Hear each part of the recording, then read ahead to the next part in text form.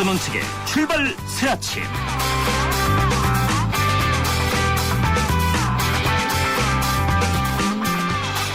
청취자 여러분 안녕하십니까. 출발 새아침의 전원책 변호사입니다. 지난 주말 이 나라 경제학자 두 분과 소주 한잔 했습니다. 화두는 국가부채였습니다.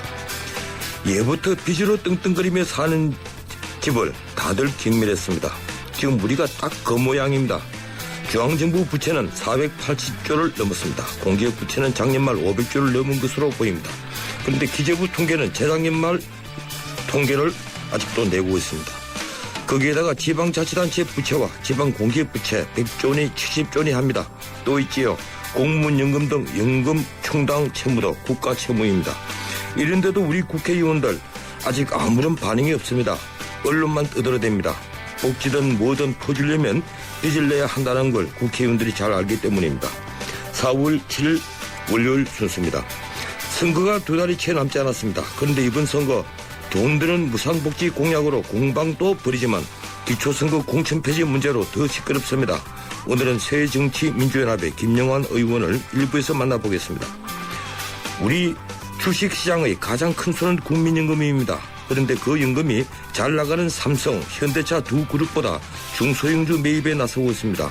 미국에서 송덕진 보호막 박사를 연결해 의견 듣겠습니다. 세계적으로 히트한 그림책 구름빵의 작가 백현아 씨가 번 돈은 불과 2천만 원에 불과합니다. 대통령까지 이래서는 안 된다고 한 말씀 했습니다. 3부에서 백현아 씨를 직접 연결합니다. 매주 월요일은 한 주간의 정치 상황을 짚어보는 정치 포커스를 마련합니다. 저는 책의 출발 새아침 출발합니다.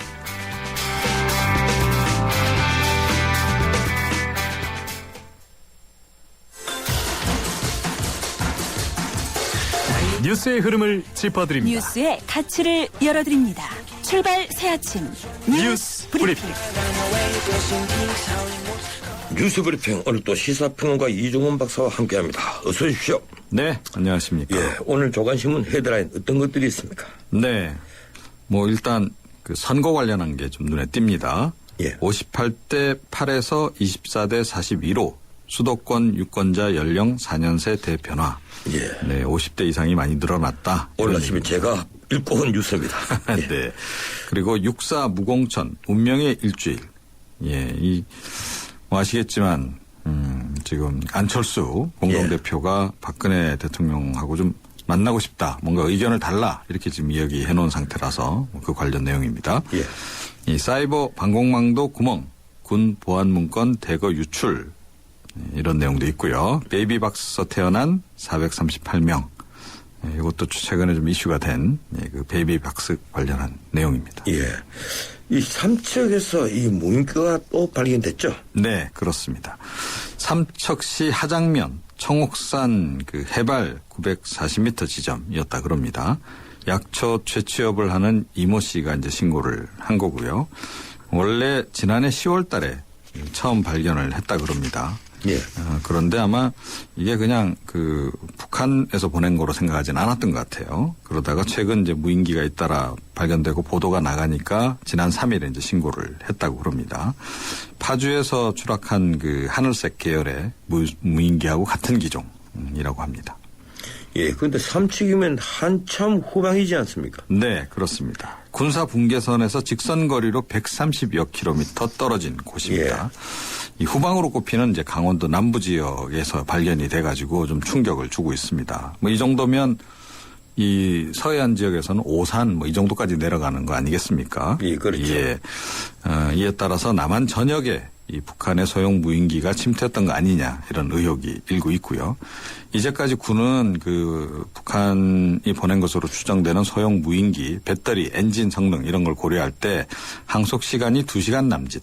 그렇다면 중부전선 그 남쪽으로는 내려오지 않을 것으로 이렇게 추정을 했었습니다. 그런데 이 삼척에서 이제 발견이 되면서 항속 시간이 예상했던 것보다는 좀 길지 모른다 이런 분석도 나오고 있고요. 아니면 이 국내에서 고정간첩이 이걸 띄웠거나 또는 선박을 이용해서 띄웠거나 뭐 이런 가능성도 함께 제기되고 있습니다. 예, 국내에서 띄웠다. 띄웠다고 볼 수는 좀 어렵겠죠. 특히 선박은 이 무인기를 띄우기가 좀 불편한 장소라고 합니다. 결국은 북한에서 내려왔다고 보는 것이 합리적인 판단일 텐데, 그리고 이 무인기에 적힌 숫자로 봐서 이게 한두 대가 만들어진 것이 아니고 30대 이상 만들어진 것으로 지금 판단이 된다고 하는군요. 네, 어쨌든 그렇습니다. 오늘 전군 주요 지휘관 회의를 연다면서요? 예. 올해 들어서 처음 열리는 전군 주요 지휘관 회의고요. 김관진 국방부 장관 주관으로 오늘 오전 합참에서 비공개로 진행이 된다 그럽니다. 이번 회의에서는 역시 그 소형 무인기 발견에 따른 방공망 체계 개선, 그리고 이 무인기 탐지 방호 대책 이런 것을 주로 논의할 것으로 알려지고 있습니다. 예, 합참이 어제 영공 침범에 대한 법적 조치를 취하겠다, 이런 의지를 밝혔는데, 네.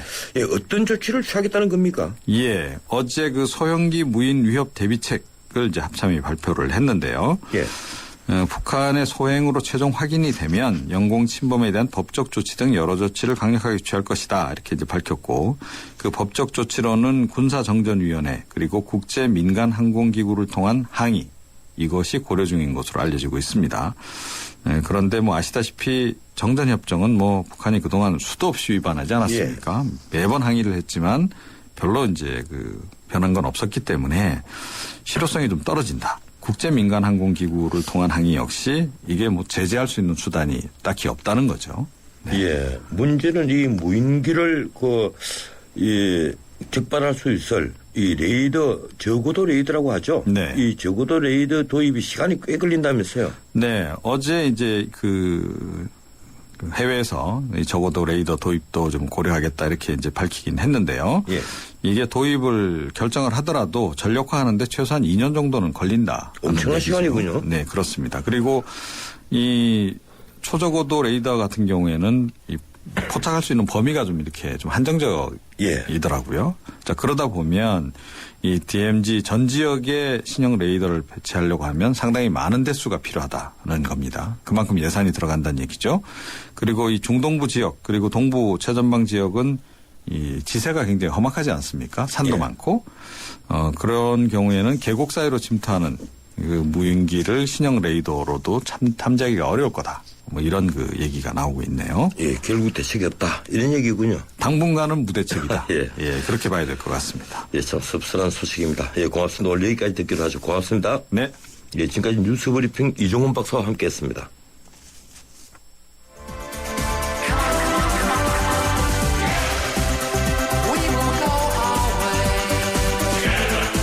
안녕하세요. 꼴꼴꼴이에요. 신문선입니다. 페어플레이가 돋보이는 정통 시사 프로그램. 여러분은 저와 함께 YTN 라디오 전원책의 출발 새 아침을 듣고 계십니다.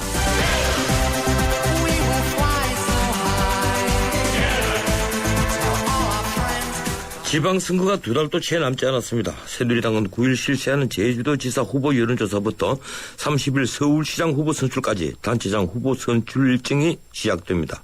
그런데 새정치민주연합은 기초선거 공천 폐지 문제로 안철수 공동대표가 지난 5일 청와대를 방문하여 대통령 면담 요구를 한 데 대한 답변을 요구하면서 대여투쟁에 한창입니다.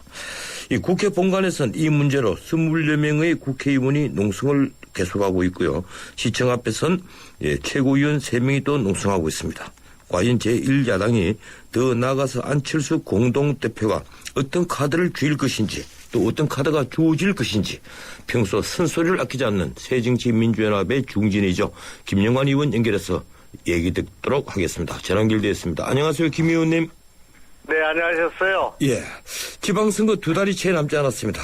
지금은 광역단체장 후보부터 결정해야 할 시점인데, 지금 새정치민주연합 기초선거 공천 폐지 문제에 주력하느라 진전이 없는 것 같습니다. 어떻게 보십니까?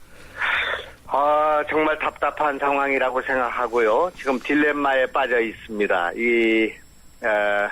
대통령과의 면담 또 대화를 요청하고 있습니다만은 대화는커녕 답변도 안 하고 있는 지금 상황이기 때문에 불욕을 당하고 있다. 야당이 무시당하고 있다. 이런 심정을 갖고 있습니다. 예, 대통령 면담을 요청했는데 답변도 안 한다 했지만 사실 안철수 대표가 지난 5일 느닷없이 갑자기 청와대를 찾아가지 않습니까? 예, 이럴 경우에 이 대부분은 또 정치 이벤트로 보는 시각이 많습니다. 이 김 의원님께서는 안철수 이 대표의 이번 그 청와대 방문 어떻게 보셨습니까? 예. 와신 상담의 결과고 고육지책이라고 생각하는데요. 네. 일단 뭐 국회의원들이 지금 농성을 하고 있고 뭐 천막을 일부 치고 있는 이런 상황 아니겠습니까? 이런 예. 상황에서 뭔가 새로운 전술이라고 할까? 새로운 그 대책이 필요한 예. 상황이기 때문에 일단 면담을 신청하는 형식을 취하고 있지 않습니까? 예의를 갖추고 있다 예. 이렇게 볼 수 있고요. 그래서 어떻든 이제 그런 우려도 아마 하고 간 것 같은데 이런 계기에 여야가 머리를 맞대고 대화를 나누는 것이 필요하다. 거기에서 공천을 그 공약을 철회하게 된 것에 대해서 설명하는 것도 필요하지 않을까. 그래야 국민들이 마음이 편해진다고 생각합니다. 예. 그동안 김한길 안철수 두 대표가 기초선거 공천 폐지를 새 정치의 상징처럼 해왔습니다. 또 이걸 고리로 네네. 두 세력이 통합을 했고요. 그런데 새누리당이 공천 폐지에 동참하지 않는 한 야당만의 공천 폐지는 무의미하며 선거 패배로 가는 지름길이다. 이런 그 네네. 당내 주장도 많지 않습니까? 우리 김 의원님은 그렇습니다. 김 의원님은 어떤 의견이십니까? 예, 크게 보면은 기초공천을 우리가 지금 이제 철회를 해가지고 기초공천을 하게 된다면 광역선거를 중심으로 한 지방선거가 승리가 담보되는가? 그렇지 않다고 생각합니다. 예. 두 번째는 이 무공천 문제를 선거의 제1 전략으로 하는 거 이것도 선거 이탈이라고 생각합니다. 선거가 뭐 정책을 갖고 해야지 이거 갖고 하는 것은 옳지 않다고 생각하고요. 따라서 이제 야당은 참 딜레마에 빠져 있는데 앞으로 일주일 내에 뭔가 대안을 만들어야 된다. 원칙을 고수하는 것도 방법이 되겠습니다만 제 생각에는 뭔가 상인적 현실 감각이 필요한 문제 아닌가. 특히 예. 안철수, 김한길이 결정해야 될 문제라고 생각하는데 일단 전면적인 그 공천 철회, 무공천 철회를 하기 어렵다면은 이를테면 영호남은 무공천하고 수도권은 공천하는 방안도 있을 수 있고요. 예. 또 기초단체장은 공천을 하고 기초의원만 무공천하는 방법도 있을 수 있다고 생각합니다.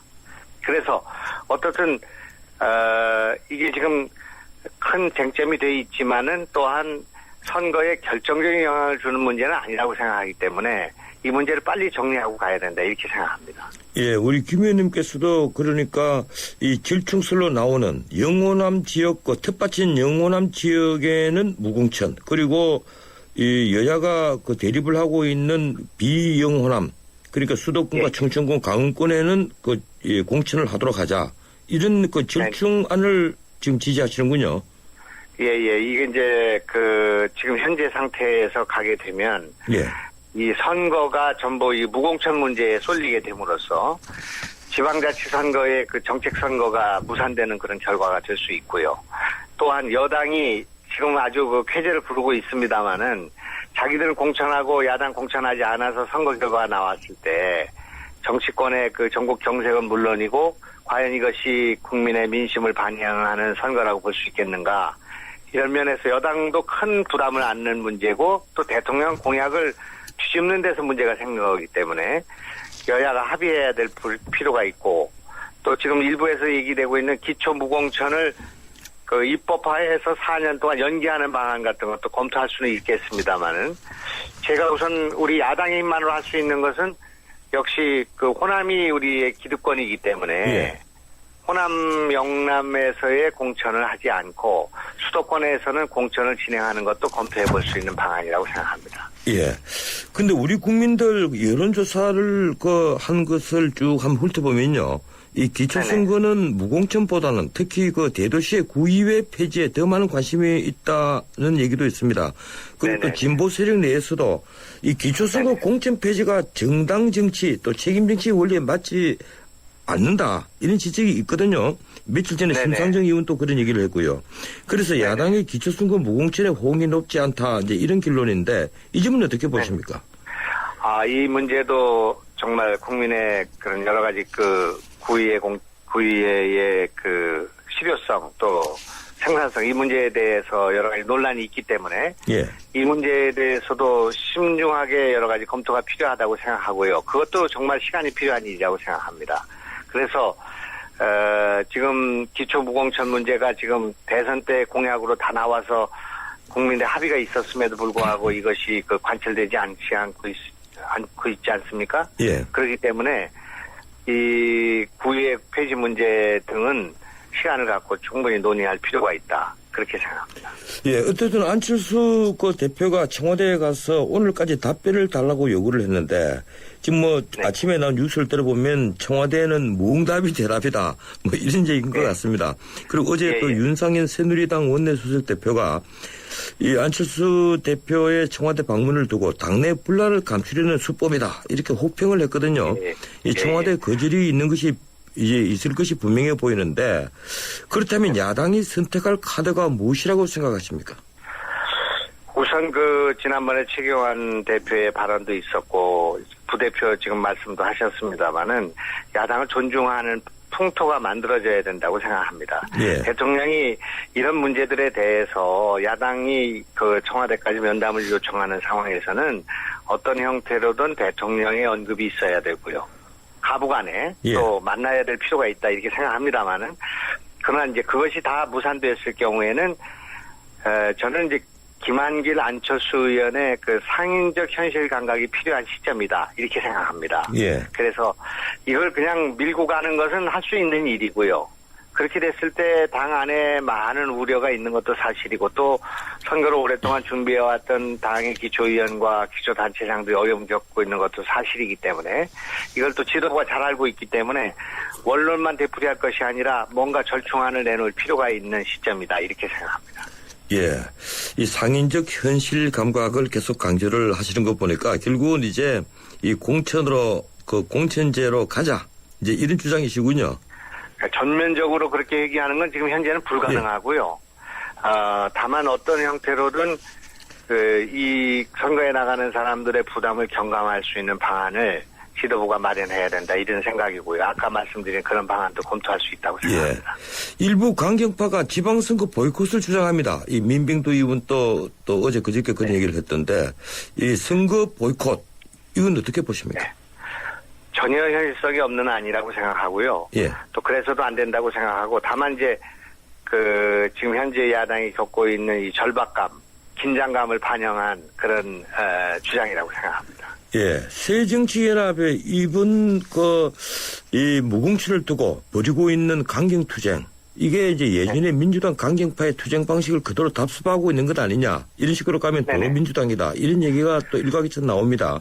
예, 그 점은 어떻게 보십니까? 이번 일을 겪으면서 느끼는 것은 예. 새정치라는 것이 역시 야당의 선택과 의지만으로 되는 것이 아니라 대통령과 여당의 협조가 필요한 일이구나 하는 그런 생각이 들거든요. 예.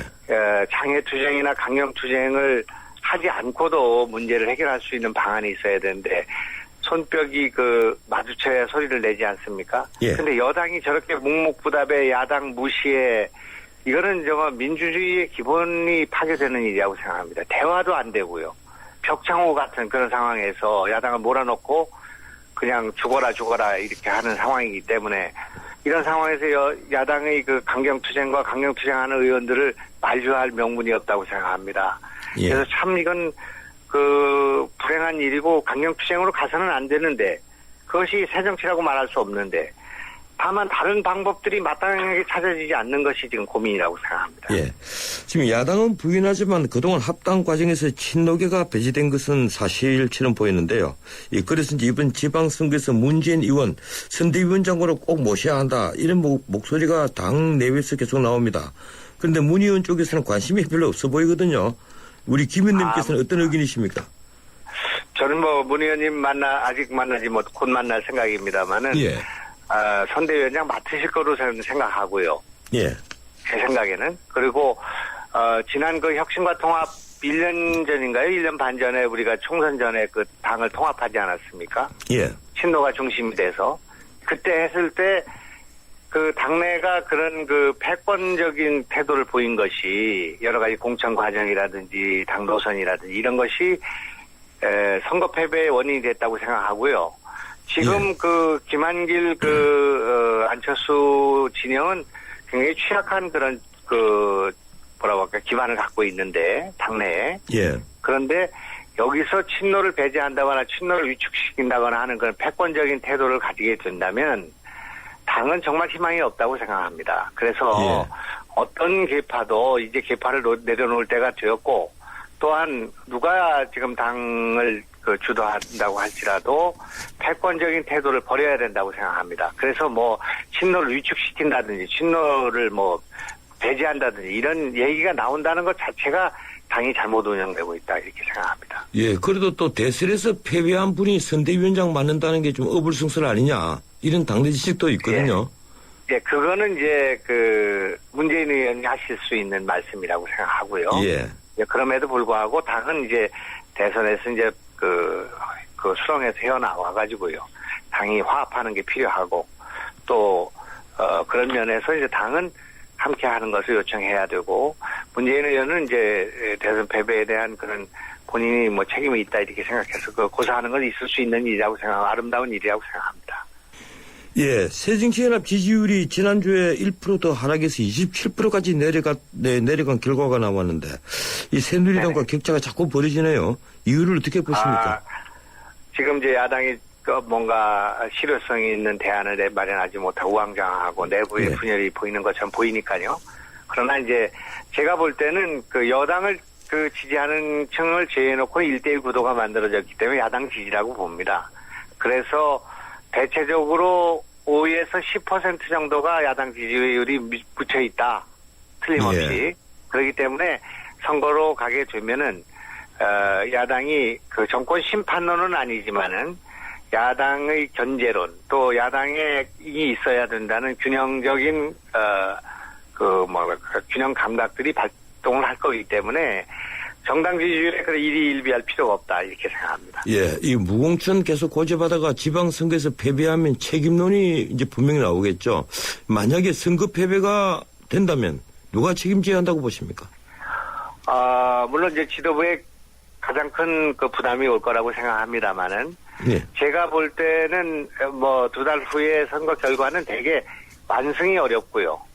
우리 야당으로서는 지금 완승이 어렵습니다. 예. 그 이유는 이제 박근혜 정부에 대한 심판론을 전면하기 어려운 상황이기 때문에 어렵고 둘째로는 완패도 어려운 상황이라고 생각합니다. 그래서 예. 어떻든 지금 현재 이제 광역선거가 그 결과를 결정짓지 않겠습니까? 예. 광역선거가 그렇기 때문에 이 광역선거에서 서울을 사수하고 또 충남북 또 인천, 강원 이런 호각시대를 보이고 있는 지역 거기에서 우선 선전하면서 경기도를 탈환해가는 이런 전략을 쓰면 되겠다 이렇게 생각합니다. 예, 고맙습니다. 오늘 여기까지 듣겠습니다. 네네 고맙습니다. 예, 지금까지 새정치민주연합의 김용환 의원이었습니다. 198년 역사. 전 세계 1억 명의 고객. 인터브랜드 선정 5년 연속 세계 1위 보험 브랜드 악사.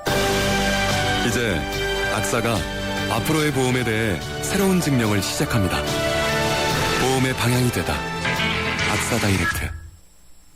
예, 1부 순서 여기까지입니다. 잠시 후에 2부 이어갑니다. 서양 고전음악을 완성시킨 천재 작곡가 악성 베토벤. 그의 음악적 잠재력을 일깨워준 사람은 스승인 크리스티안 네페 선생님이었습니다. 네페 선생님은 지루한 이론과 반복적인 연습을 강요하지 않았습니다. 이탈리아와 프랑스, 독일의 유명한 오페라를 감상할 기회를 마련했고 어린 베토벤이 음악에 대해 더 깊이 느끼고 생각할 수 있도록 이끌었습니다. 가르치는 것이 아니라 깨우치는 교육, 아이들의 잠재력을 활짝 꽃피우는 우리 교육의 희망입니다. 이 캠페인은 I am the key, 눈높이 대교와 함께합니다. YTN 라디오 상암시대 개막 특집 대국민 인터뷰 공모전. 예, 여러분 안녕하십니까. 손석희입니다. YTN 라디오에서 대국민 인터뷰를 공모하고 있군요. 이와 관련해 1분 토론을 준비했습니다. 자, 먼저 이승엽 선수 나와주셨네요. 안녕하세요. 이승엽입니다. 근데 인터뷰는 기자들만 하는 거 아니에요? 류중일 감독님이라든지 준혁이 형 이런 분들 이런 사람들 해도 되는 거예요. 좋습니다. 여기 내용을 보니까요. 1위에서 5위까지는 총 상금 500만 원과 선물도 있어요. 그럼 저도 응모해도 됩니까? 나는 저 배칠수 씨를 좀 만나야 돼요. 예, 알겠습니다. 이쯤에서 정리를 좀 해야 되겠는데요.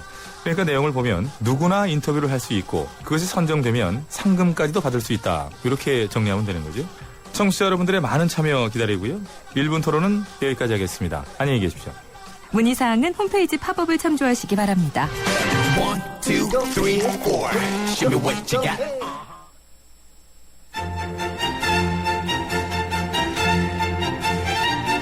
출근길 정통 시사 라디오 프로그램 YTN 라디오 전원책의 출발 새 아침.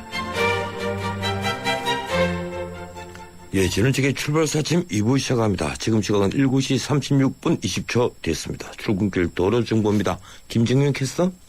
네, 출발 새 아침 교통정보입니다. 오늘부터 9일까지 영화 촬영으로 인해서 통제되는 구간이 있습니다. 의왕시 개원예술대학교에서 개원대 사거리 구간 양방면 전면 통제가 되는데요. 오전 6시부터 오후 6시까지 7일부터 9일까지 통제가 된다는 점 참고하시기 바랍니다. 309번 지방도가 봉담에서 과천 쪽으로 진입하는데도 밀리기 시작하는데요. 하기분기점에서 상하발 지하차도까지 쭉 정체가 되고 있고 반대편 봉담 쪽으로 가는데도 금곡나들목 부근 1차로에 고장차가 있기 때문에 서수원부터 속도가 떨어집니다. 이어지는 우면산길은 광창나들목에서 서남나들목까지 양재동으로 들어가는데 차량 밀리고 있고요. 과천에서 사당 쪽으로도 남태령 이전부터 밀리기 시작해서 이어지는 동작대로 경문고등학교까지 쭉 정체가 되는데 반대편 과천 쪽으로 나가는데도 사당역에서 관문 사거리까지 시속 20km 미만으로 밀립니다. 분당 수서로 도심 쪽으로도 복정에서 탄천까지 정체인데요. 옆에 언주로가 내곡나들목에서 매봉터널 쪽으로도 시속 20km 미만입니다. 출발 새 아침 교통정보였습니다. 해나루 하나면 돼 식탁 가득 행복해 좋아 해나루. 잘 지내 나루 쌀에 감자 사과도 있어 당진 해나루. 우리 집 건강 지킴이 행복 지킴이 당진 해나루. 당신을 위한 참 좋은 먹거리 당진 해나루. 전 세계를 열광시킨 그가 돌아온다. 더 강력해진 적들의 등장. Nothing is what I thought it was. This is bigger than you, Peter. 진짜 전쟁은 지금부터다. Let's go catch a spider. 어메이징 스파이더맨 2. 4월 24일 대개봉. 12세 이상 관람가. 여행 수수료가 생각보다 크더라고요. 4명 수수료면 얼마가 더 이익인데요. 고객을 위한 합리적인 생각이었기에 6개월 내 이용 고객 중 76%가 다시 찾고 싶은 여행사로 참 좋은 여행을 뽑아주셨습니다.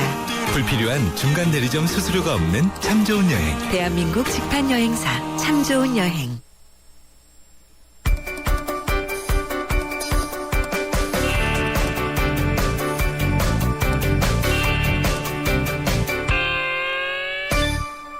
예, 국진뉴스 듣겠습니다. 중앙일보 국제부 홍주희 기자 전화 연결되어 있습니다. 안녕하세요, 홍 기자님. 네, 안녕하세요. 저 강혜란입니다. 아, 강혜란 기자십니까? 예, 강혜란 기자시군요. 예, 제가 좀 네네. 착각했습니다. 죄송합니다. 예, 최근 북한이 연이어서 중거리 탄도미사일을 쏘는 일이 있었는데 이 북한 미사일에 대응해서 미국이 일본의 이지스함 2척을 추가 배치한다고 하죠? 네, 일본을 방문 중인 척 헤이글 미 국방장관이 일본의 북한의 탄도미사일에 대응 가능한 이지스함 2척을 2017년까지 추가 배치하겠다고 밝혔습니다. 헤이글 미 국방장관은 오노데라 이스노리 방위상과 회담 후에 공동 기자회견을 열고 최근 유엔 결의를 위반한 미사일 발사 등 북한의 도발과 위협에 대응하는 조치로서 이같이 결정했다고 말했습니다. 이에 따라서 일본을 거점으로 하는 미군의 탄도미사일 대응형 이지스함은 5척에서 7척으로 늘어나게 됩니다. 헤이글 장관은 이번 이지스함 추가 배치를 통해 북한 탄도미사일 위협에 대한 일본 및 미국 본토의 방위력이 비약적으로 강화될 것이라면서요. 나아가 미일 동맹을 미국이 얼마나 중시하고 있는지 보여주는 것이다. 이렇게 강조했습니다. 헤이글 장관은 또 아베 신조 정권이 집단적 자위권 용인을 위한 헌법 해석 변경을 추진하고 있는 데 대해서는요.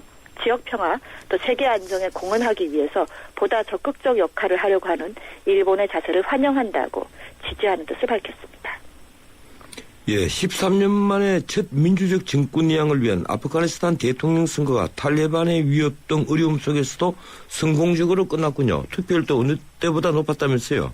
네, 민주적 절차에 따른 최초의 정권 이양을 위한 아프가니스탄 대통령 선거와 지방의회 선거가 현지 시간 5일 마무리됐습니다.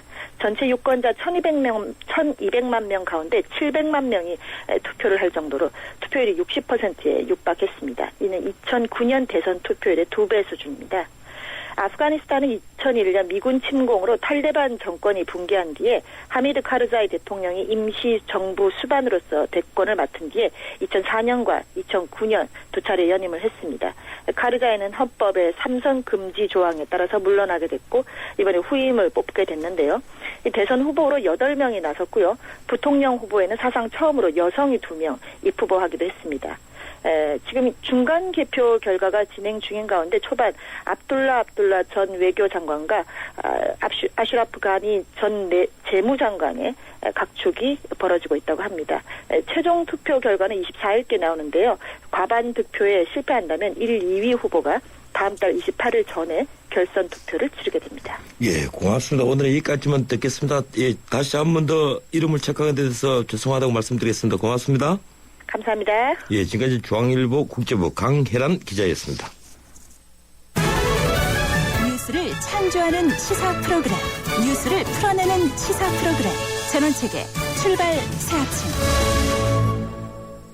국내 주식시장의 최대 큰 수는 국민연금입니다. 그런데 국민연금이 삼성과 현대차 그룹 주식 투자를 줄이고 중소형주 매입에 나섰습니다.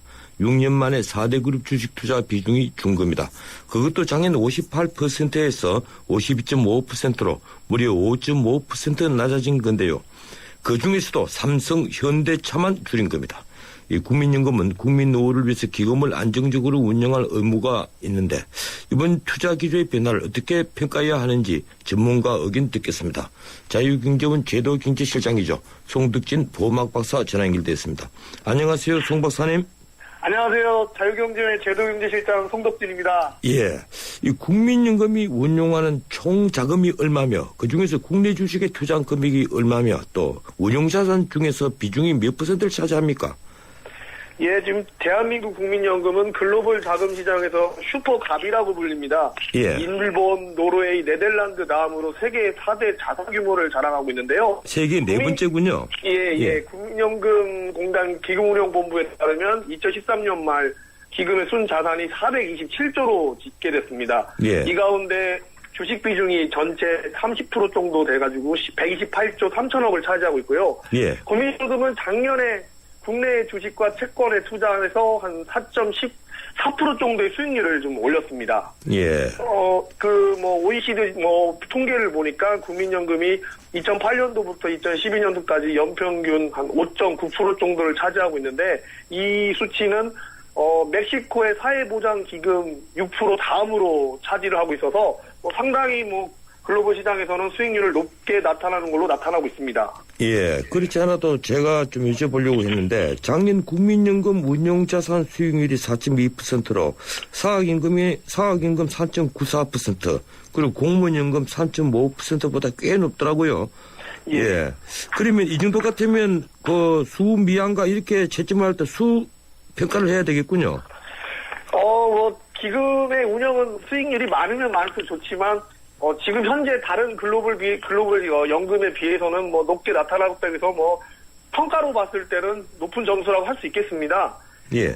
다만 이제 우리가 지금 이제 주식 올해 이번에 보니까 주식 장세에 맞게 좀 조정했다는 말이 나오는데 지금 작년에 우리 주식 시장이 대형주보다는 중소형 장세를 펼쳤기 때문에 그런 모습을 좀 보였고요. 그다음에 우선 먼저 국민연금이 이런 수익률을 갖다가 올리기 위해서 안정적인 투자인 채권 비중을 좀 줄이고 주식과 대체 투자를 늘려가지고 좀 공격적으로 투자하다 보니까 예. 다른 글로벌 연기금보다는 수익률이 좀 높아진 것 같습니다. 자, 그러니까 지금 사학연금 이런 연금보다도 그 수익률이 높았던 것은 채권 비중을 줄이고 주식 비중을 높인 그 결과군요. 예, 맞습니다. 그러면 그만큼 위험하기도 했다. 이제 이런 얘기인데. 예. 어쨌든 그 국민연금은 지난 8년 세계 금융위기 이후 매년 4대 그룹 주식 보유액을 많게는 8%까지 늘려왔더군요. 그래서 2007년에 34.6%에서 작년 58%까지 넣은 것인데 이번에 5.5%나 비중을 줄인 특별한 원인, 그걸 아까 우리 송 박사님께서는 이 일반 장세에 봐서 중소형주가 화랑이니까 그걸로 옮긴 것이다 이렇게 말씀을 하시는데 그 이외에 다른 특별한 원인이 있었습니까? 네, 실제로 2008년 금융위기 이후에 뭐 평균 39% 이상 4대 그룹 주식 보유를 늘려왔습니다. 특히 이번에 주식 보유 4대 그룹 삼성, 현대, SK, LG의 주식 보유는 작년에 지난해 말 44조보다 그러니까 2012년은 42조였는데 44조로 전체 보유액은 증가했지만 4대 그룹이 차지하는 비중은 오히려 52.5%에서 58%에서 52%로 낮아졌거든요. 예. 이 정도로 이제 4대 그룹이 차지하는 보유액은 증가했지만 비중이 감소한 거는 6년 만에 처음입니다. 특히 여기서 이제 삼성그룹하고 현대차 주식 비율이 오히려 줄었는데 이런 이제 4대 그룹의 주식 비중이 준 거는 국민연금이 대형주보다는 중소형주, 가치주 위주로 투자를 시작했기 때문에 분석이 나와 있고요. 예. 이런 증권시장에서는 이제 우량한 중소형주나 벤처기업에 대한 국민연금이 장기 투자가 오히려 지금 자본시장에 지금 활력을 좀 불어넣고 있다. 그래서 좀 높게 평가하고 있는 걸로 보이고 있습니다. 예, 그러니까 보유액은 4대 그룹 보유액은 늘었지만 비중이 줄었다. 그러면 새롭게 주식에 편입하는 것이 주로 4대 그룹보다는 중소의 기업 중심으로 편입했다. 이런 평가가 나왔군요. 예. 알겠습니다. 그런데 그렇다면 국민연금이 삼성그룹이나 현대차 그룹, 이 작년에 우리나라에서 가장 수익을 많이 낸 양대 그룹인데 이 그룹의 비중을 계속 사들이지 않았다는 얘기는 그 두 그룹의 전망을 그리 밝게 보지 않는다 이런 건 아닙니까 혹시? 예, 국민연금이 포트폴리오를 구성하는 데 있어서 나름대로 자체 분석을 많이 했을 거라고 보는데요. 예. 삼성그룹이나 현대차가 우리 경제에 차지하는 역할과 중요성을 생각한다면 오히려 좀 투자를 많이 하는 필요성은 있긴 보입니다. 근데 지금 현대하고 삼성 같은 경우는 수출 주력 그룹이다 보니까 지금 세계 경제가 미국 양적완화 축소, 유럽의 더딘 회복, 경기 회복세, 중국의 경제선을 둔화, 엔화 약세 등에 관련해가지고 지금 상당히 지금 장기적으로 봤을 때는 좀, 이게 좀 어렵지 않을까, 그런 걸 보고 지금 포트폴리오를 짠 것 같이 보입니다. 다만 이제 수출주 중심의 대형주가 이제 이런 글로벌 돌발 변수에 휘청거릴 사이에 아마 국민연금 같은 경우는 중소형주, 가치주의 등등에 투자를 하고 또 요즘 이제 정부가 이제 중소기업 육성 정책을 지금 피고 있는 것 같은데 거기에 좀 맞게 좀 포트폴리오를 구성하는 것이 아닌가 그런 생각이 듭니다. 예. 이 4대 그룹 중에서도 SK그룹 주식 보유 금액은 4조 6,900억에서 6조 원으로 무려 28%나 늘었더라고요. LG그룹도 한 10% 늘었고요. 그러니까 두 그룹은 작년에도 계속 매입을 했다 이런 얘기군요. 예. 어떻습니까? 국민연금의 현재 국내 투자 그리고 해외 투자 현황 어떻게 보고 계십니까? 국민연금이 이제 2001년도부터 한 1,000억대 규모로 이제 해외 투자를 했는데 지금 현재는 한 82조 규모로 좀 엄청 커졌습니다. 예. 전체 기금의 한 19% 정도를 차지하고 있는데 해외 주식이 한 44조, 해외 채권이 18조, 해외 대체 투자가 19조 정도 투입되고 있는데 국민연금 이제 해외 주식 투자 잠정 수익률 보니까 21% 정도 되더라고요. 보니까 국내 주식 수익률보다는 주식 수익률이 한 2.6% 정도 되니까 8배 정도 높은 걸로 해외 투자 현황은 상당히 높은 수익을 지금 내고 있는 걸로 지금 나타나고 있습니다. 예. 일각에서는 국민연금이 국민의 노후 자금을 안정성이 전혀 검증되지 않는 중소기업이나 벤처기업에 마구 투자하는 것 아니냐 이런 우려의 목소리가 있습니다. 이 부분에 대해서는 어떻게 보고 계십니까? 예, 요즘 박근혜 정부가 창조경제 하다 보니까 창조경제의 마중물 역할을 하기 위해서 국민연금이 중소형주를 쓸어담기에 좀 본격적으로 나선 게 아니냐. 그래서 거기에 좀 세계 경기가 좀 회복이 지연되니까 수출주가 실적이 부진하고 배당이 축소돼가지고 국민연금이 좀 투자 비중을 줄인 게 아니냐 하는 그런 분석이 있는데요. 예. 투자를 하는 국민연금의 선택에 맡겨야 하는 것이 중요하고 그다음에 우선은 국민연금 같은 경우는 수익성, 안정성, 공공성, 사회성 모든 걸 고려해서 투자를 해야 한다는 게 가장 기본적인 원칙입니다. 그렇기 때문에 국민의 노후 자금을 운영하는 데 있어서 안정성이 전혀 검증되지 않는 데다가 마구 투자하는 것은 상당히 우려의 목소리가 높다고 볼 수 있습니다. 그렇기 때문에 안정성이 떨어지는 종목에 투자하는 것은 현재 시점에서는 바람직하지 않다고 지금 보고 있습니다. 예, 결국 이제 창조 경제라는 정부의 방침 때문에 이 일부 그 중소기업, 벤처기업에 투자하는 경향이 있었다. 이렇게 보고 계십니까? 예. 어쨌든 국민연금이 자산운용을 잘했다고 올해 최우수 연기금 상을 받았다고 합니다. 이 송 박사께서 보시기에 정말 자산운용을 잘했다고 보십니까? 지난 3월 19일 날 국민연금이 홍보자료를 통해서 아시아 태평양 지역 금융투자 전문지 아시아 SM 매니지먼트로부터 올해 최우수 연기금상을 받았다면서 우리가 투자 실적이 크게 개선되고 연금 혜택이 늘어났기 때문에 상을 받았다 하면서 이제 국제적으로 국민연금이 기금 운영 역량이 인정받은 거라고 자축을 한 것 같습니다. 예. 근데 이제 이거 내 말을 좀 보니까 이제 국민연금 측에서 말하는 국제적 인정이라 하기에는 조금 민망하게 들립니다. 왜냐면 그 상이 뭐 전 세계를 대상으로 이렇게 한 게 아니고 우리나라를 비롯해서 중국, 인도, 말레이시아 등 뭐 13개 아시아 지역 국가를 한정했다는 것이 좀 민망한 좀 표현이었고요. 예, 그렇군요. 지금 뭐 국민연금이 이제 국민의 노후 생활을 책임지는 역할을 맡고 있는데 이 내실 없는 홍보성 자축을 뭐 자만하기보다는 어떻게 보면 수익력 개선에 노력을 매진해야 할 텐데 이런 그 상 받았다고 해가지고 자탄한다는 모습은 조금 민망할 정도로 손목이 좀 오그라들고 있습니다. 조금. 예. 이 국민연금이 투자한 사모펀드가 손실을 본 경우도 있더군요. 이 대표적인 게 사는 캐피탈을 통해서 삼보 컴퓨터에 투자한 것인데 이런 손실은 대부분 사후 관리를 제대로 하지 않아 빚어진 것으로 보입니다.